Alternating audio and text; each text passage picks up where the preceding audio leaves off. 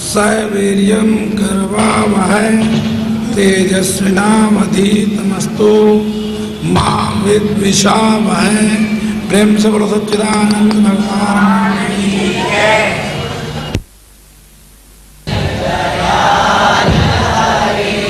जिनने भवसागर पार करे,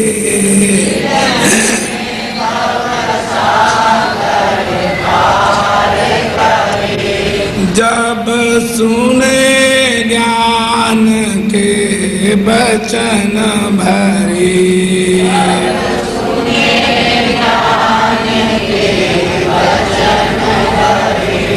दुख देने वाले कष्ट टाले,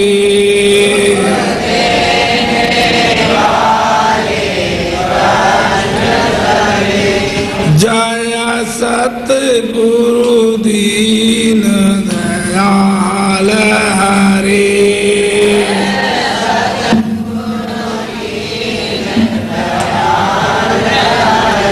प्रेम से बोलो सच्चिदानंद भगवान की। अर्चनीय वंदनीय प्रातः स्मरणीय जगत नियंता की चरण शरण में विराजमान समुपस्थित बंधु, माताओं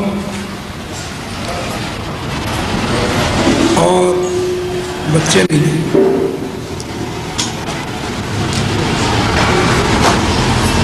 आज हम अपने सत्र की उस कड़ी को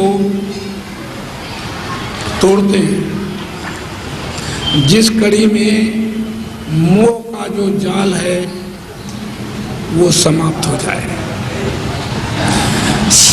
कल शाम की मीटिंग में हमने निष्काम कर्म की प्रशंसा की थी और निष्काम कर्म का खुलासा किया था कि जिसके जानने मात्र से और जिस पर खड़े होकर चलने मात्र से प्राणी को कभी भी कर्म बंधन नहीं लग सकते।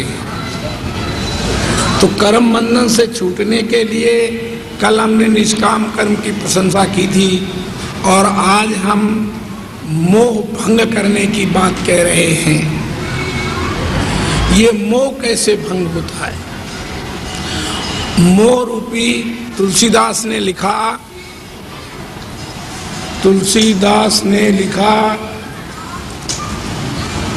कि मोह सकल व्याधिन कर मूला, उत्हित पुण्य उपजय बहुशूला। मोह सब व्याधियों की जड़ है। क्या है? मोह सब व्याधियों की जड़ है। और फिर कहा गया मोह जब सब व्याधियों की जड़ है तो मोह जब खत्म हो जाए तो फिर क्या होगा? हो ये विवेक मोह भ्रम भागा, और तब रघुनाथ चरण अनुरागा। मोह का विवेक हो जाए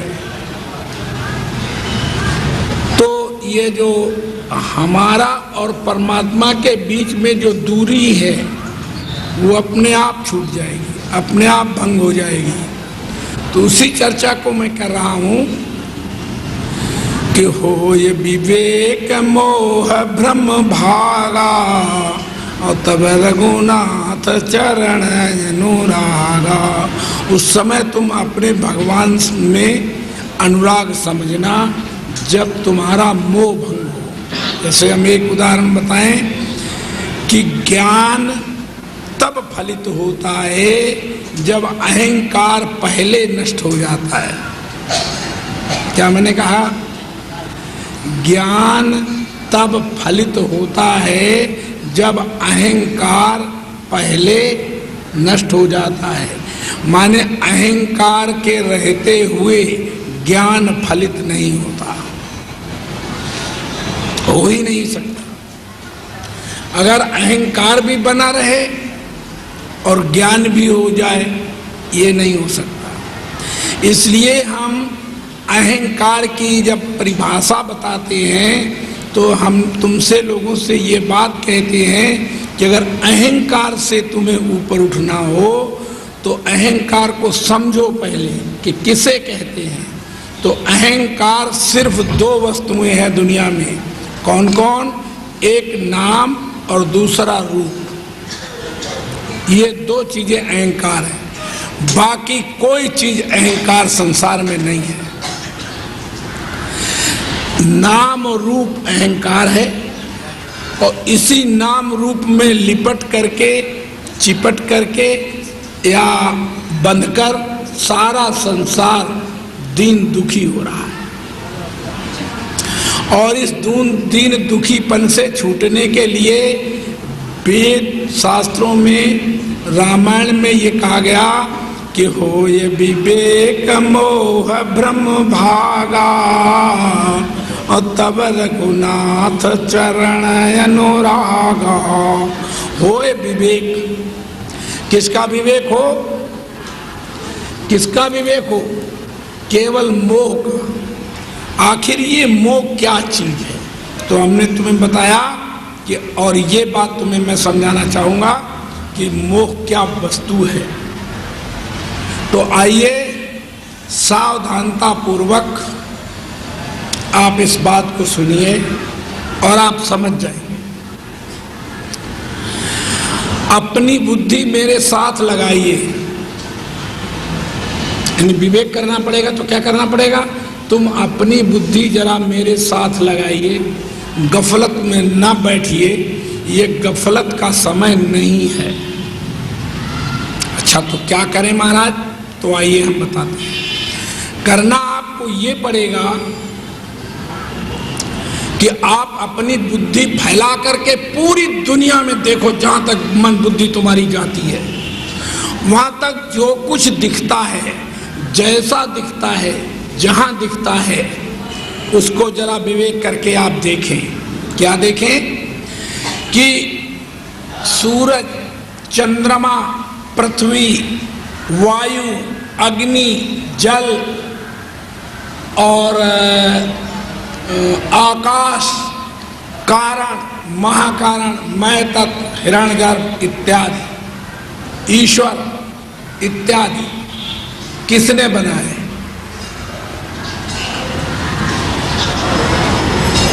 माने ईश्वर के अंतःकरण में, माने ईश्वर के अंतःकरण का नाम हिरण्यगर्भ है। हिरण्यगर्भ क्या चीज है? जैसे हमारे शरीर में जो अंतःकरण है वो क्या होता है? हमारे शरीर का जो अंतःकरण है उसे अंतःकरण कहते हैं और ईश्वर के अंतःकरण को हिरण्यगर्भ कहते हैं। तो ईश्वर का जो अंतःकरण है उसकी स्थिति क्या है कि उसने ईश्वर के अंतःकरण में सपना फुरा। क्या फुरा? यानी सपना आया और सारी सूरज, चंद्रमा, तारे, आकाश, पृथ्वी, जल इत्यादि सब कुछ पैदा हो गया और यहां तक तुम और हम, देवी देवता, अवतार सब पैदा हुए। कहां पैदा हुए? ईश्वर के अंतःकरण में। ईश्वर के अंतःकरण का नाम क्या है? हिरण्यगर्भ। तो जब हिरण्यगर्भ में पैदा हुए ईश्वर के अंतःकरण में, तो देखना ये सृष्टि फिर किसने बनाई? तब तुम क्या कहोगे? तुमने नहीं बनाई, तुमने अपना बेटा नहीं बनाया, तुमने अपने चाचा चाची नहीं बनाए, तुमने मामा मामी नहीं बनाए, तुमने राम कृष्ण ब्रह्मा विष्णु शंकर नहीं बनाए, फिर भी ये सृष्टि किसी ने बनाई है और जिसने बनाई है उसका नाम क्या है? ईश्वर। क्या नाम है? ईश्वर। और जब ईश्वर है तो ईश्वर ने ये समस्त सृष्टि की उत्पत्ति की। क्या की? कहाँ की? हिरण्यगर्भ में। हम सब ईश्वर के अंतःकरण में स्वप्नवत भास रहे हैं। हम सब सूरज, चंद्रमा, वायु, अग्नि, आकाश, माने जो चीज जहां दिखती है वो सब ईश्वर के स्वप्न में भास रही है। अब बताओ कि ईश्वर का सपना टूटे तो ये सृष्टि का प्रलय हो जाए। किसका सपना टूटे? ईश्वर का सपना टूटे। अब ईश्वर के सपने को कौन तोड़े? माने कौन जाएगा ईश्वर के अंदर घुस करके और उसके सपने को तोड़ेगा जगा करके? तब हम तुम्हें बताते हैं कि ईश्वर के सपने को तोड़ने के लिए क्या करना पड़ेगा। पहले हमें विवेक करना पड़ेगा कि ईश्वर का सपना तो तब हम तोड़ें जब ईश्वर का सपना हो, जो हो ही ना और उसे ही लोग कहते हो कि इसे मारो। जैसे बांझ स्त्री के पुत्र ने दिल्ली में 100 बम डाल दिए और करोड़ों आदमी मर गए, तो लोगों ने मुकदमा दायर कर दिया। तो जब मजिस्ट्रेट ने पूछा कि भाई वो मुलजिम कौन है, तो लोगों ने कहा वो तो साहब बांझ स्त्री का पुत्र है। अरे बोले बांझ स्त्री के पुत्र तो होता ही नहीं है। अरे होता नहीं है? हाँ। बोले बांझ स्त्री का कभी पुत्र होता है? बोले होता ही नहीं। तो होता नहीं तो बम किसने 100 डाले और करोड़ों आदमी मरे कहाँ होंगे? इसका मतलब है मुकदमा खारिज है, कुछ नहीं हुआ। जब बांझ स्त्री का पुत्र ही नहीं हुआ तो सृष्टि रची नहीं। आइए तुम जरा इसको भी विवेक कर लो। दुनिया में जो चीज तुम्हें दिखती हो उसको पकड़ करके देखिए। कैसे देखिए? देखने का क्या सिद्धांत है? सिद्धांत मैं बता देता हूं। ये मेरे हाथ में देखो, क्या है ये? क्या है ये? रुमाल। शाबाश। अब रुमाल में रुमाल को ढूंढो तो क्या ये कोना रुमाल है, ये कोना रुमाल है, ये कोना रुमाल है, ये कोना रुमाल, ये 4 कोने रुमाल है? नहीं। फिर इसमें बीच में आता है कपड़ा। तो जब कपड़े पर उंगली रखते हैं तो कपड़ा रुमाल है? मैं पूछता हूं, कपड़ा रुमाल है? नहीं। तो फिर इस रुमाल में रुमाल क्या चीज है? हाँ, नाम है। शाबाश। नाम है, माने रुमाल में रुमाल नहीं है। तो फिर क्या रह गया? कपड़ा। क्या रह गया? और जब कपड़ा रह गया तो कपड़े में कपड़ा ढूंढो। तो धरो उंगली जहां पर कपड़ा हो ये, तो जब इसके ऊपर उंगली रखते हैं तो उस उंगली के नीचे कपड़ा तो नहीं मिलता, सूत मिलता है। माने एक एक सूत निकालो तो क्या मिलता है? सूत मिलता है और कपड़ा नहीं मिलता। अच्छा बोलो, मिलता है? को तुम ढूंढ सकते हो? इस दुनिया में ऐसा कोई वीर योद्धा पैदा हुआ है जो इस कपड़े में कपड़ा ढूंढ दे? कपड़े में को जब ढूंढने गए, मैंने जब विवेक किया तो पता चला कि कपड़े में कपड़ा नहीं है। तो फिर निकला सूत। क्या निकला? और सूत में सूत को ढूंढने गए तो जब सूत में सूत को ढूंढने गए तो सूत में सूत नहीं मिला, रुई मिली। बोलो क्या मिला? रुई मिली। और जब रुई मिली तो रुई को ढूंढने गए कि भाई रुई क्या चीज है। तो जब रुई पर उंगली रखी तो वहां पेड़ मिला, डोडा मिला। क्या मिला? पेड़ का डोडा जिसमें रुई होती है। और फिर मिला पेड़। तो रुमाल क्या बन गया? पेड़। और पेड़ में पेड़ को ढूंढने गए तो पूरे पेड़ में उंगली रख के ढूंढा, पेड़ तो मिला नहीं। फिर उसमें बीज मिला। क्या मिला? बीज मिला। और बीज को जब ढूंढने गए तो बीज तो मिला नहीं, उसमें पृथ्वी के कण मिले। बोलो, ये विवेक हम कर रहे हैं, होश में रहना। क्या मिला?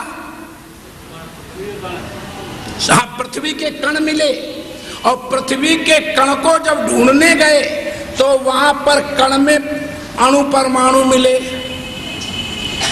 त्रषाणु मिला, और फिर प्रकाश मिला, प्रकाश के आगे चेतना मिली, और चेतना के आगे व्यापकता मिली, व्यापकता के आगे ब्रह्म मिला। लेकिन उधर की प्रक्रिया छोड़ दो, अभी हम हिरण्यगर्भ की प्रक्रिया में ये बात जोड़ रहे हैं, इसलिए उस बात को तो वहीं छोड़ो। लेकिन इसका विवेक करने चल रहे हैं कि जब ये पृथ्वी मिली, और पृथ्वी में जब पृथ्वी को ढूंढा तो पृथ्वी जल से उत्पन्न हुई। किससे? तो ये रुमाल क्या हो गया? जल हो गया। और जल में जल को ढूंढा तो जल तो मिला नहीं, फिर अग्नि मिली। माने जल को अग्नि पैदा कर देती है। तुम्हें मालूम है? नहीं मालूम। तुम अपनी मुख की श्वास को, गर्म श्वास को किसी बोतल में छोड़ो तो थोड़ी देर के बाद बोतल में बूंदें आ जाएंगी। एक पेड़ के डाली को एक शीशी में बंद करो, और शीशी में बंद करके देखो कि थोड़ी ही देर बाद उसके अंदर बूंदें जल की दिखाई देने लगेंगी।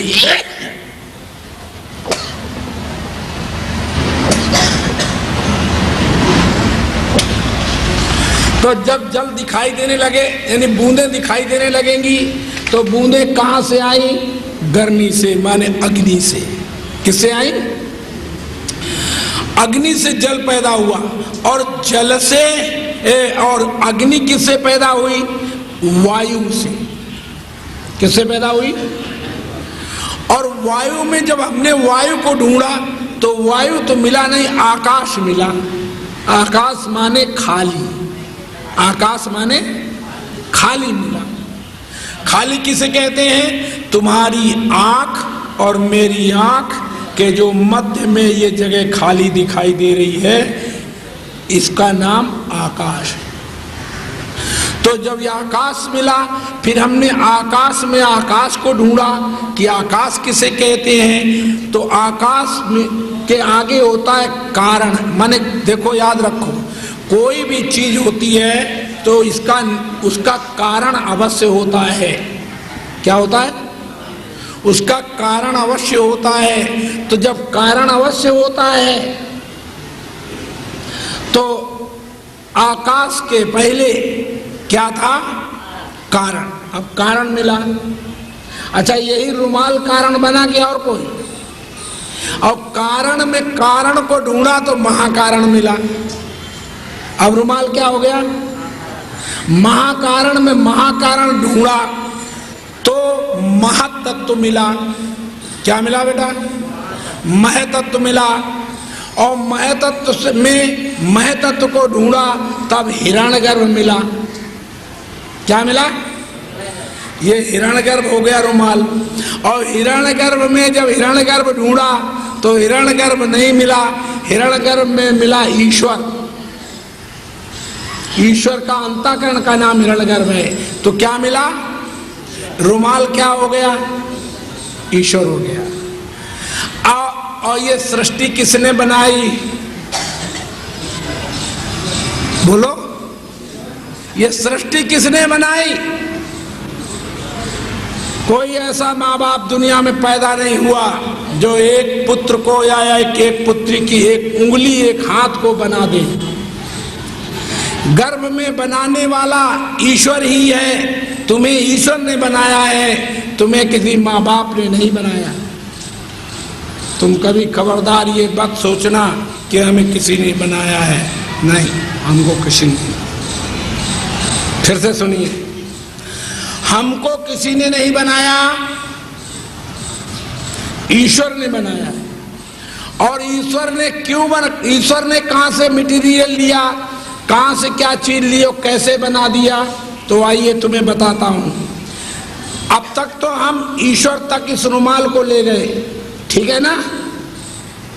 और अब हम तुम्हें दिखाते हैं कि वह ईश्वर ही तुम हो। कौन हो? ईश्वर ही तुम हो। तो तुमको महाराज हम कैसे ईश्वर है? तो देखो हम तुम्हें बताते हैं कि जब रात्रि में तुम गहरी निद्रा में सोते हो, जब रात्रि में तुम गहरी निद्रा में सोते हो तो सपना देखते हो। क्या सपना देखते हो?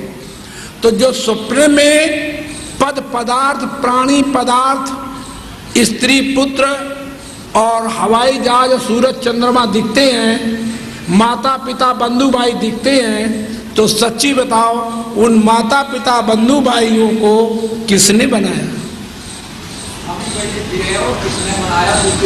याद रखो, हमको किसी ने नहीं बनाया, तुमने ही अपने अंतःकरण में कल्पा, माने अंतःकरण में तुमने सृष्टि को कल्पा।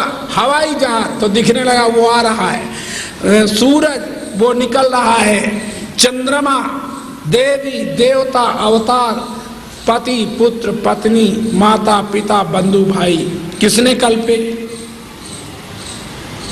किसने कल्पे? हमने, मैंने स्वप्न देखने वाले ने ही स्वप्न के सारे पदार्थ बना लिए। वहां कोई तुम्हारे स्वप्न को दूसरा बनाने वाला ईश्वर अवतार अल्लाह गॉड नहीं था। वहां अकेले स्वप्न को देखने वाला ही था, स्वप्न को देखने वाला ही था, जो नाना रूपों में बन बन करके भासने लगा। बोलो, जो नाना रूपों में बन बन कर कौन बना? सूरज कौन बना? चंद्रमा कौन बना? और तारे और नदियां और आकाश वायु और ये हवाई जहाज और स्वर्ग नरक कौन बना? स्वप्न देखने वाला ही सब कुछ बन गया। ऐसे ही भगवान ईश्वर, जिसे हम भगवान कहते हैं, ईश्वर ही हम तुम सब बन गया। ईश्वर ने सपना देखा और सृष्टि पैदा हो गई, और उस सृष्टि में एक तुम हो और एक हम हैं। किसकी सृष्टि में हम हैं?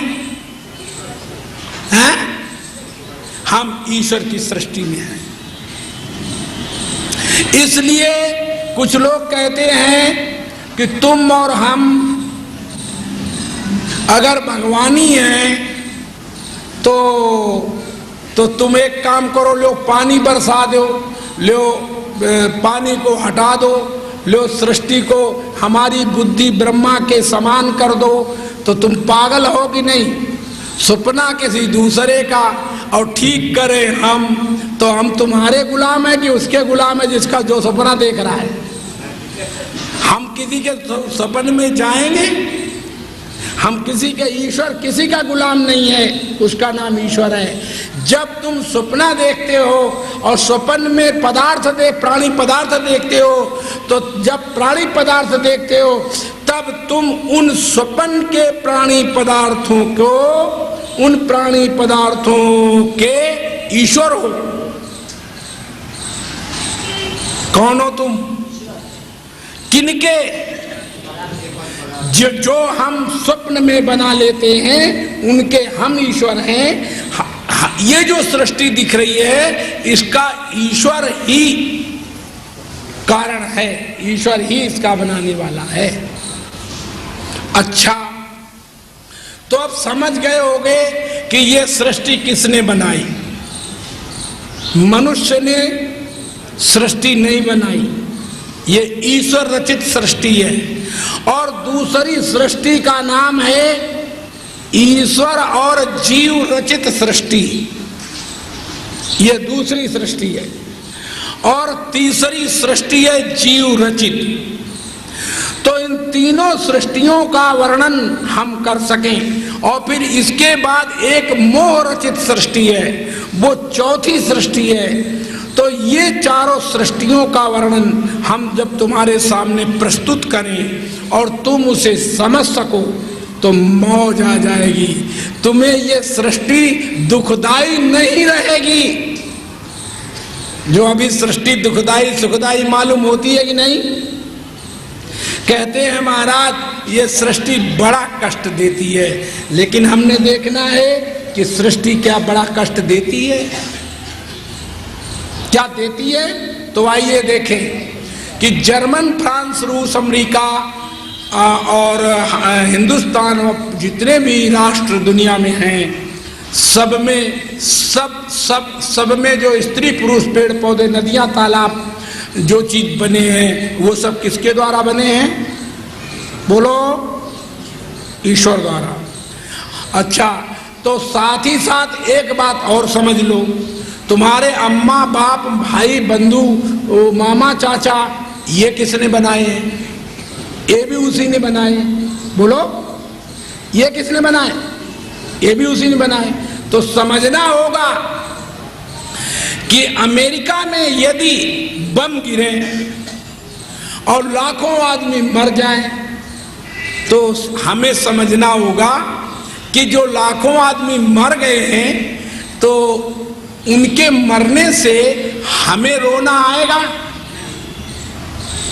सच्ची बताओ, नहीं आएगा। क्यों? क्योंकि वे ईश्वर ने नहीं बनाए क्या? ईश्वर ने हमको बनाया, तुम्हें बनाया, जगत को बनाया और अमेरिका के भी व्यक्तियों को ईश्वर ने बनाया। तो ईश्वर ने जो बनाया तो वे सब ईश्वर में अमेरिका के व्यक्ति लाखों करोड़ों मर गए, तो हमको रोना क्यों नहीं आ रहा? क्योंकि वो भी तो मेरे सगे भाई हुए हैं। तो देखो, ईश्वर की बनी सृष्टि में कभी रोना नहीं आता, चाहे कोई मर जाओ और चाहे जी जाओ। तुम यहाँ से जा रहे हो, रास्ते में दो चार आदमी को बमन होने लगे, उल्टियां होने लगे, दो चार आदमी को टट्टी पेशाब होने लगे और दो चार आदमी ऐसे गिर पड़े जमीन पर, कुछ मरे पड़े हो, कुछ सड़े पड़े हो, कुछ गले पड़े हो, तो देखोगे और देख के ये कहोगे कि भाई ये तो बुरा हुआ, बहुत आदमी मरे पड़े हैं। लेकिन तुम्हें रोना आएगा? नहीं आएगा। तो इससे क्या समझे? ईश्वर की बनाई हुई सृष्टि में कोई मरे और कोई जिंदा रहे, तुम्हें कभी कष्ट नहीं देगा। तो तुमको हमारा थोड़ा और साफ कीजिए। आइए मैं साफ करता हूं। आप ऐसे समझिए कि मैं एक स्त्री हूं, ऐसे समझिए कि मैं एक स्त्री हूं और मेरा कोई पति है और पति मेरा यहाँ से मार्केट में चला गया और मार्केट में जाकर मर गया और हमको खबर नहीं मिली। बोलो, हम रोएंगे? हाँ?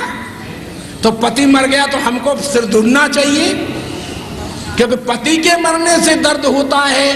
पति के मरने, पति तो ईश्वर का बनाया हुआ है, वो मरेगा लेकिन हमको कष्ट नहीं देगा। 100 मर जाए पति, हमारे 100 पति हों और 100 के 100 जाके बाहर मर जाए तो हमारे ठेंगे थे, हम अपनी मौज में हैं, हमारे को क्या परेशानी आई। लेकिन याद रखो, 100 के 100 पति मरने पर भी हमको कष्ट नहीं होगा। हमारे चाचा मामा भाई भतीजे मर जाए, हमको कोई कष्ट, बाहर मर गए, हमारे पास खबर नहीं आई, बोलो कोई कष्ट है? कोई कष्ट नहीं। माने भगवान की बनाई हुई सृष्टि, ईश्वर की बनाई हुई सृष्टि के जीव यदि मर जाए तो हमको कभी कष्ट नहीं देते। तो तुम्हारा जो पति है वो किसका बनाया हुआ है? ईश्वर का। और तुम्हारा जो पुत्र है वो किसका बनाया हुआ है? ईश्वर का। और तुम्हारे मामा मामी, चाचा चाची, ताई ताया, ये सब किसके बनाए हुए हैं? ये ईश्वर के। तो ये सब मर जाएं लेकिन हमको कोई कष्ट नहीं होगा। क्यों? क्योंकि ईश्वर के बनाए हुए हैं। और देखना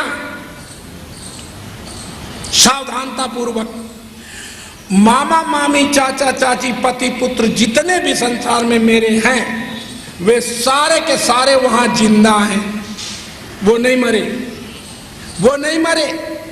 वहां से किसी ने शरारत करके हमारे पास फोन भेजा कि तुम्हारे मामा मामी चाचा चाची भाई भावज और तुम्हारे माता पिता तुम्हारा पति पुत्र जो है वो मर गया है एक्सीडेंट में। तो ये सुनते ही बोलो तुम्हारे को रोना आएगा कि नहीं? अच्छा तो रोए किस पर? वहां तो वो मरे ही नहीं। कष्ट किसने दिया? भगवान की बनाई सृष्टि। जब अमेरिका में बम आज गिरे तो लाखों मर गए, हमको कोई रोना? और जब अब हमारे पति पुत्र जब मर गए तो भी हमको कोई रोना नहीं आया। लेकिन क्योंकि उसकी खबर नहीं मेरे पास आई तो चलो हम खबर मंगा लेते हैं। तो वहां सब भाई बंधु माता पिता पुत्र सब जिंदा हैं, लेकिन खबर आ गई मेरे पास कि तुम्हारे माता पिता बंधु भाई मामा चाचा सब जो है वो एक्सीडेंट में मर गए। तो ये सुनते ही अब बोलो कष्ट आ जाएगा कि नहीं? अच्छा अब कष्ट आया तो सच्ची बताओ, ये कष्ट कहां से फाट पड़ा जब तुम्हारा कोई मरा ही नहीं? वो तो सब वहां जिंदा हैं, बोलो वो तो वहां सब जिंदा हैं, मरे हैं ही नहीं। तुम्हें रुला कौन रहा है? किसने रुला दिया? अब ये इस बात को हम क्या समझाने चल रहे हैं कि हो ये विवेक मोह ब्रह्म भागा तब रघुनाथ चरण अनुरागा। विवेक हो, अब इसको कहते हैं विवेक कि बंधु भाई मर गए हैं, खबर नहीं आई तो कोई कष्ट नहीं है। बंधु भाई वहां जीवित हैं, खबर आ गई कि मर गए हैं तो रोना आ गया है। बोलो रोना आ गया। अब जब कोई मरा ही नहीं तो तू रो किसके लिए रहा है? ऐ जीव जरा तू विवेक कर कि तू किसके लिए रो रहा है। तो तुझे समझना चाहिए इस बात को। तो फिर से मैं तुम्हें समझाता हूं कि ईश्वर की बनाई सृष्टि में जितना जो कुछ जहां जैसा दिख रहा है वह कष्ट नहीं देता।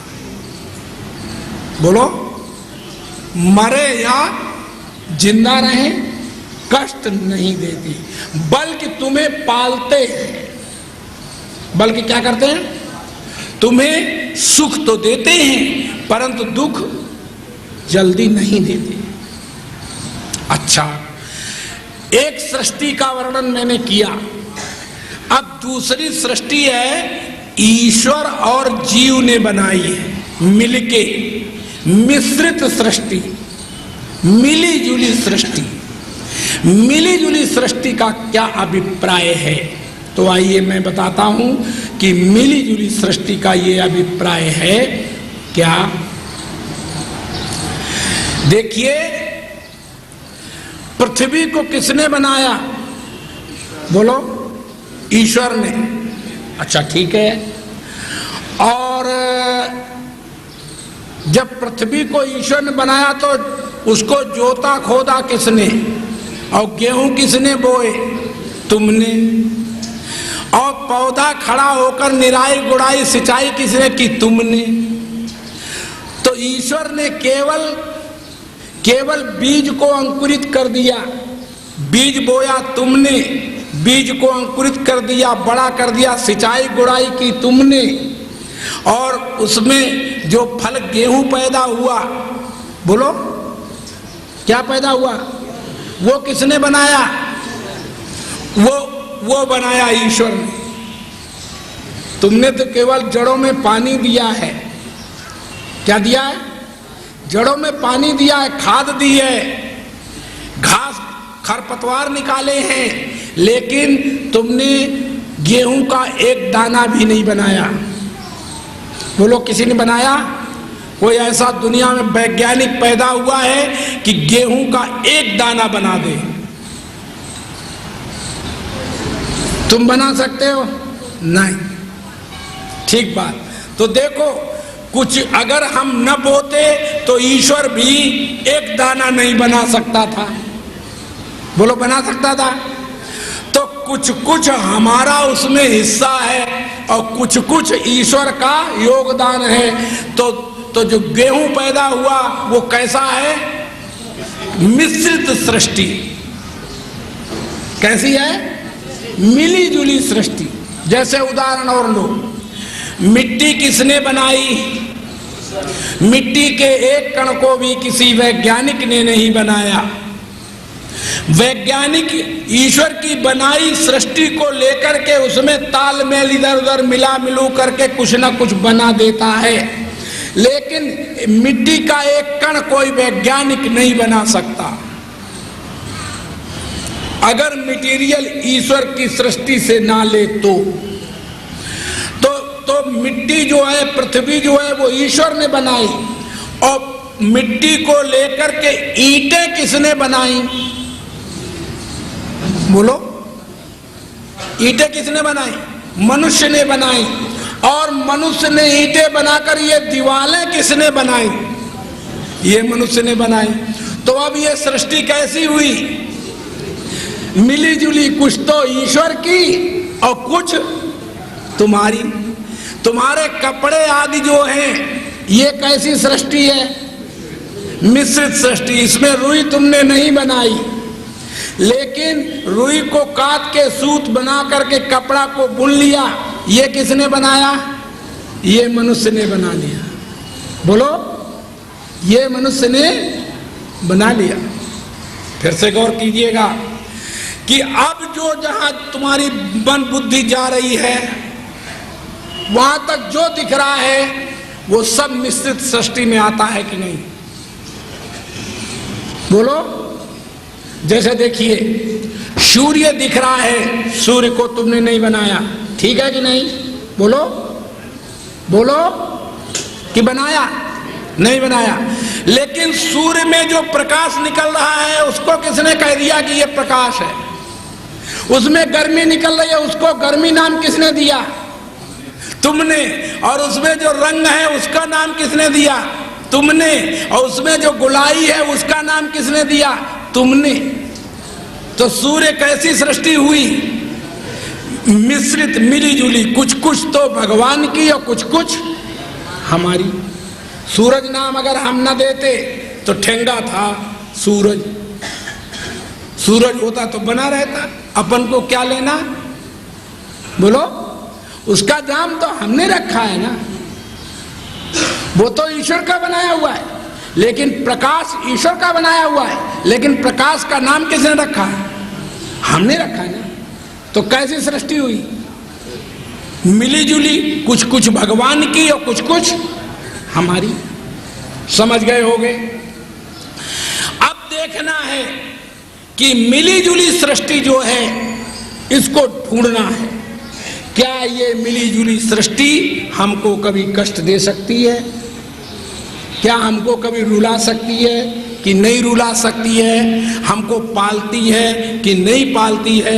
ये विवेक करना है। तो इसके लिए क्या करना पड़ेगा? इसके लिए हमें करना पड़ेगा, वो मैं बता देता हूं।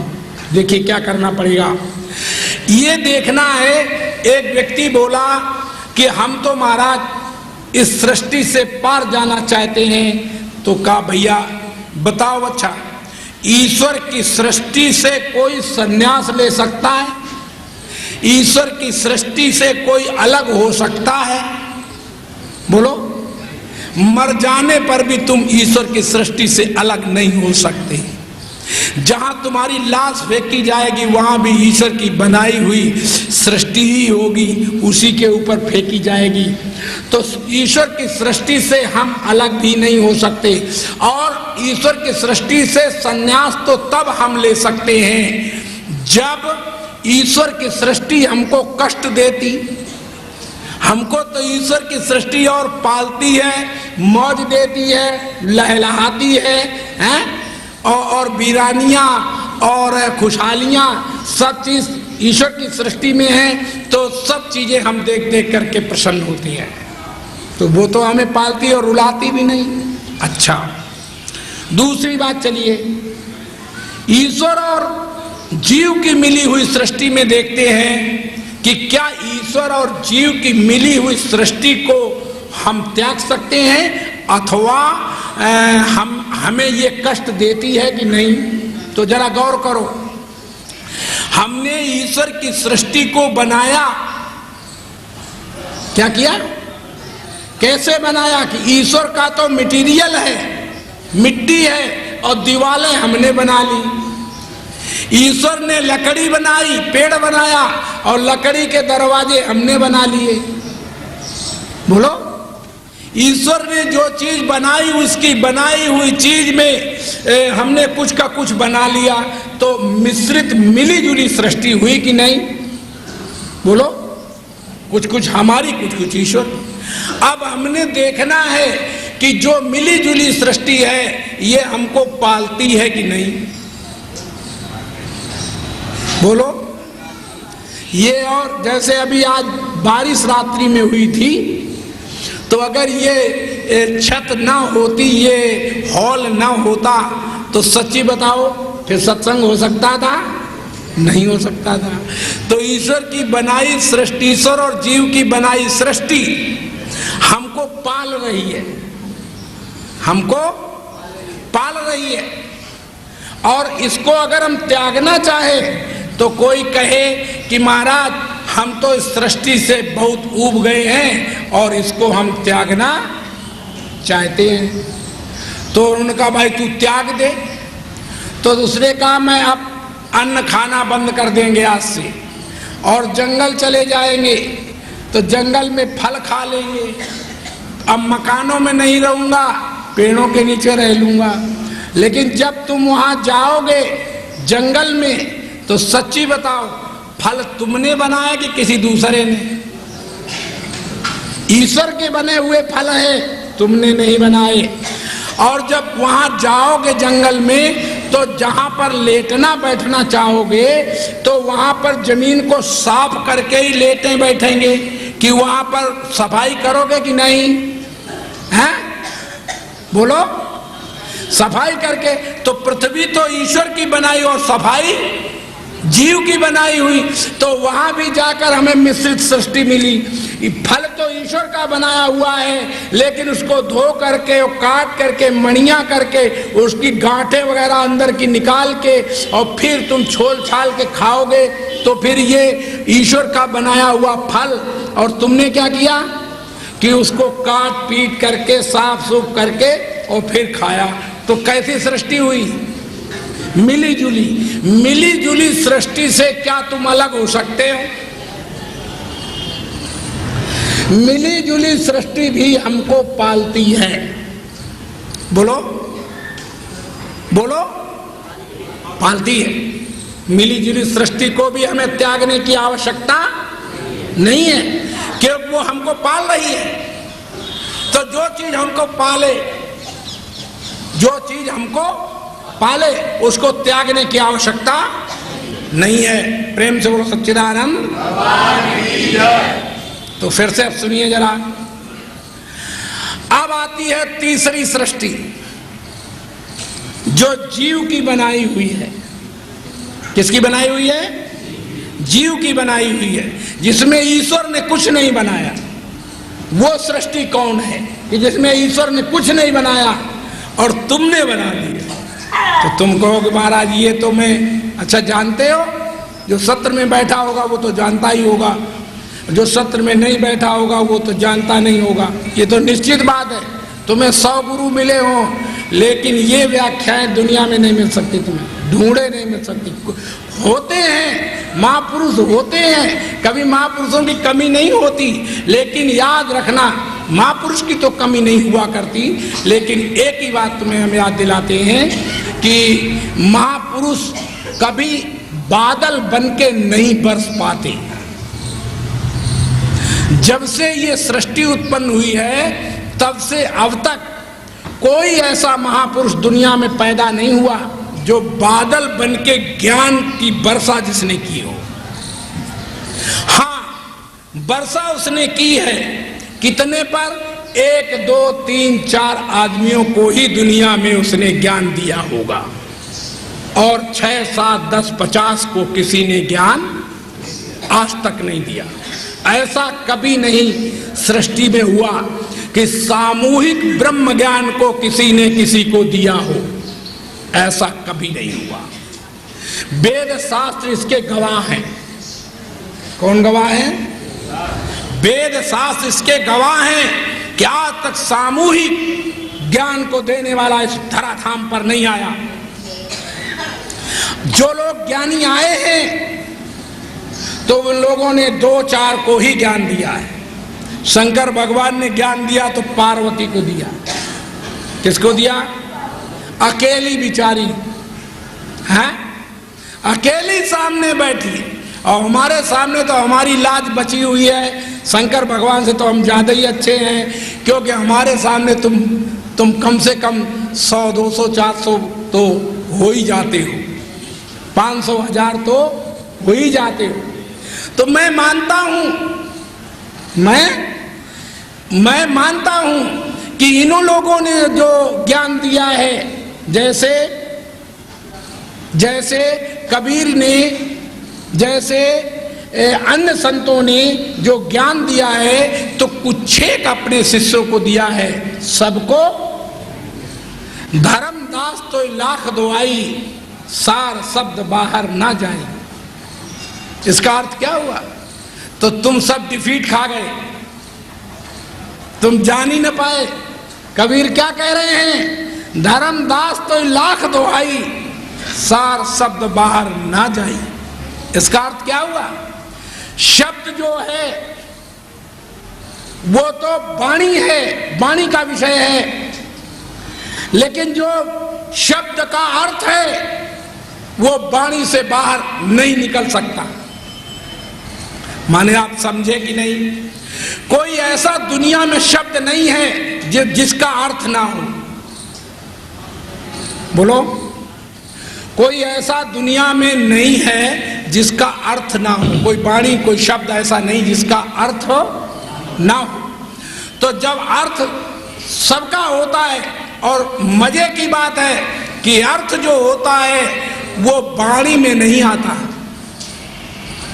अर्थ तो आगे रह जाता है। शब्द जैसे हमने कहा बैंगन, तो बैंगन एक शब्द है, दरवाजे तक गया होगा, जहां तक माइक हमारा जा रहा होगा वहां तक गया होगा बैंगन शब्द, लेकिन ये शब्द तो यही रह गया। पर बैंगन रूपी आकृति के ऊपर वो गोल गोल, वो लंबा लंबा, वो सफेद सफेद, वो बैंगनी रंग का, वो सब एकदम दिखाई देने लगा कि नहीं? लेकिन अब बताओ, शब्द तो बैंगन का वो है जो वो आकृति बन के दिख रहा है, उसे बैंगन कहते हैं। अब उस बैंगन वो तुम्हें चाहिए किस लिए? अब बोलो, हाँ सब्जी के लिए चाहिए। अच्छा बताओ, सब्जी किस लिए चाहिए? हाँ, खाने के लिए चाहिए। और खाना किस लिए चाहिए? नहीं, भूख मिटाने के लिए तो तुम कोई भी चीज खा सकते थे, मिट्टी भी खा सकते थे भूख मिटाने के लिए, लेकिन नहीं, स्वाद के लिए। तो सब्जी काहे के लिए? स्वाद के लिए। और स्वाद क्या वस्तु है? आनंद है, सुख है। और उस सुख के लिए हम सब पापड़ बेलते हैं। जितने हम पापड़ बेलते काहे के लिए? सुख के लिए बेलते। तो जैसे इसलिए शब्द मिथ्या होता है अर्थ की अपेक्षा। किसकी अपेक्षा? अर्थ की अपेक्षा शब्द मिथ्या होता है। और अर्थ जब वाणी में आ जाता है तब वो अर्थ नहीं रह जाता, वो शब्द हो जाता है, फिर उसका अर्थ और आगे चला जाता है। इस तरह से जैसे ईश्वर किसे कहते हैं? जिसने सारी सृष्टि कायनात को आच्छादित कर लिया है। लेकिन ये एक बात बताओ, ईश्वर का अर्थ क्या है? अब बताओ, उसने सारी सृष्टि को आच्छादित कर लिया, ये तो बात ठीक है, लेकिन उसका ईश्वर पैदा क्यों हुआ? इसका क्या अभिप्राय है? कहां से आया ईश्वर? तो याद रखो, ईश्वर का कारण मैं हूं,